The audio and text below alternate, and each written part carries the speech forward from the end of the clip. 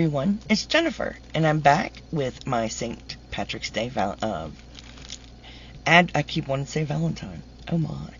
St. Patrick's Day Stitch Marker Advent by Ellie Leva.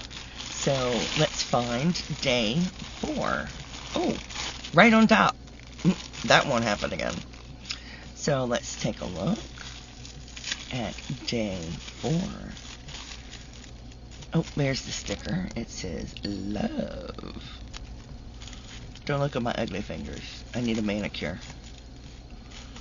I do. I need a manicure bad.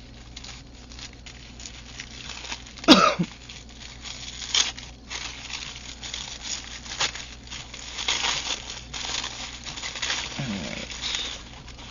Oh, how lovely is that? Let me see. That's just a gold disc. And there we go.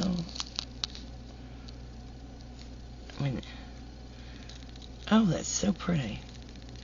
That is really pretty. I like that green bead. And I do get lever backs. So I will show that to you. I get the lever backs that open like that. And I'm going to add it to